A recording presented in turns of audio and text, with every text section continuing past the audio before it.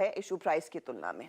शुक्रिया हर्षिता, सब अच्छे से एक्सप्लेन करने के लिए। सारे नंबर्स हर्षिता ने आपके सामने रखे और ऑब्वियसली जो हर्षिता बोल रही हैं कि इतने शेयर्स अवेलेबल हो जाएंगे ट्रेड करने के लिए, वो लॉक इन खुल जाएगा। अब जिसमें से कितने सेलिंग के लिए आते हैं ये देखने वाली बात होगी, लेकिन मार्केट ऑलरेडी प्रीएम्प्ट कर रहा है उसको, जो मार्केट ने प्रीएम्प्ट किया था इवन जोमेटो के केस में भी। लेकिन फिर वही बात होगी कि ये होने के बाद, सेलिंग प्रेशर झेलने के बाद आगे क्या, ये बहुत इंटरेस्टिंग होगा। और गुरमीत ने भी जैसा कहा, इनमें कुछ कंपनियां होंगी जिनको अवॉइड करेंगे, लेकिन कुछ कंपनियों में शायद ये एक अपॉर्चुनिटी भी क्रिएट करेगा। वो अब उनमें से कौन सी होंगी ये आपको एक कॉल लेनी है, जो कि ऑब्वियसली सबसे टफ कॉल है। लेकिन चलिए गुरमीत के पास वापस चलते हैं। गुरमीत, एक डिलीवरी की बात हो रही थी, डिलीवरी पर मैं आपका व्यू जानना चाहता हूँ, क्योंकि ये काफ़ी इसने जनरेट किया था एक इंटरेस्ट, काफ़ी इसमें एक जिसे कहते हैं, एक लोगों ने काफ़ी उम्मीदें भी जताई थी कि फर्स्ट जनरेशन एंटरप्रेन्योर काफ़ी अच्छा बजिंग सेक्टर में अच्छा काम कर रहा है। लेकिन जो अपडेट आया उसके बाद एकदम से स्टॉक में ज़बरदस्त गिरावट आई, इसको कैसे अप्रोच करोगे आप? तो अनुज, एक्चुअली मार्केट इसलिए डिसअपॉइंट हुआ कि लॉजिस्टिक्स पे एक पॉजिटिव व्यू बन रहा था काफी ब्रोकरेज हाउसेस का। वो हमने उसका मूवमेंट कॉनकॉर में भी देखा, डिलीवरी थोड़ा न्यू एज है उसमें भी थोड़ा सा देखने को मिला। पर 2 क्वार्टर में थोड़ा पॉजिटिव ट्रेंड था, पिछले क्वार्टर में हुआ। पर मुझे लगता है उसके 2 कारण है। एक तो उनका जो स्पॉट ऑन इंटीग्रेशन है वो ऑपरेशनली पूरी तरह नहीं हो पाया, उससे लगभग लगभग उनको 200 करोड़ का एबिटा का इम्पैक्ट पड़ा। और जो पीटीएल सेगमेंट में उतने अच्छे वॉल्यूम्स नहीं आए जितने जितने आने चाहिए। एक्सप्रेस पार्सल सर्विस अगर आप देखेंगे उसमें लगभग अभी भी उनको 30-32% ग्रोथ मिलेगी। तो लॉजिस्टिक एक ऐसा सेक्टर है जो मुझे लगता है काफी स्कोप है। अगर आप पार्सल की बात करें, अगर चाइना से इंडिया को कंपेयर करेंगे, तो चाइना में 30 टाइम्स ज्यादा पार्सल डिलीवरी वॉल्यूम्स है हमारे यहाँ से। और हमारे यहाँ जो चुनिंदा प्लेयर्स हैं जैसे ब्लू डार्ट है जो है, वो काफी एक्सपेंसिव है। तो डिलीवरी एक ऐसा शेयर है जो मेरे रेडार में है। शायद मैं थोड़ा वेट करूंगा ये और वॉल्यूम लेड सेलिंग का जो शायद प्ले आउट होगा नवंबर में।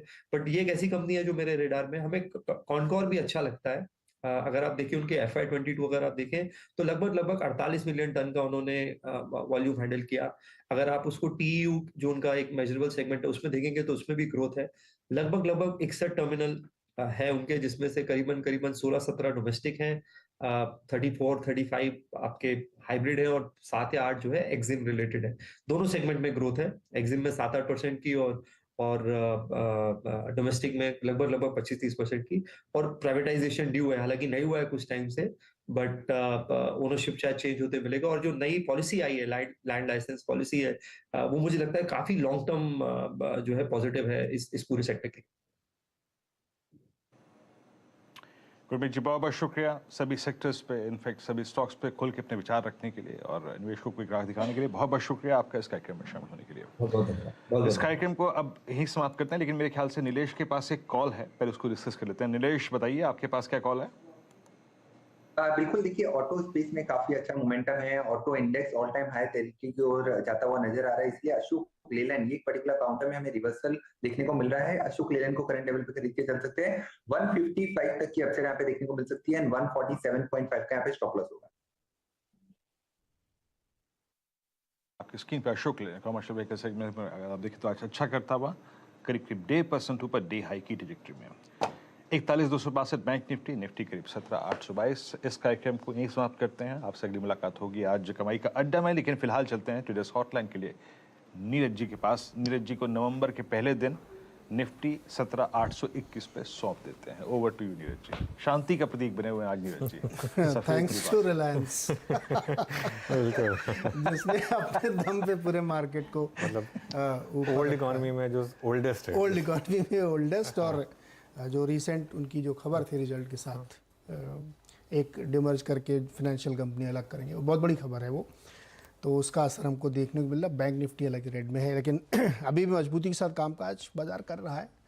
तो देखते हैं सेकेंड हाफ में कैसे पैन आउट होता है।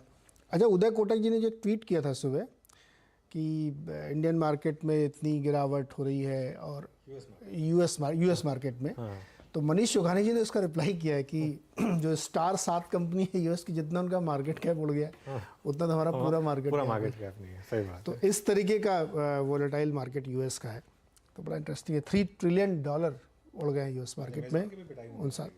पक्का होगी, ओपन में जबरदस्त सारी after होगी। hour अभी जो लिंक हर जगह चल रहा था, इसमें देखिए डिलीवरी की पहली पिटाई हो चुकी है। हाँ बिल्कुल, 8-10 दिन पहले आप याद करिए रोज गिर रहा था। हमारी मार्केट थोड़ा सा हर मामले में आगे है, पहले से वो preempt कर रहे हैं। समझ लेते हैं कि क्या होने वाला है। खैर चलिए ट्रेडर्स हॉटलाइन की शुरुआत करते हैं, लेकिन सबसे पहले हेडलाइंस।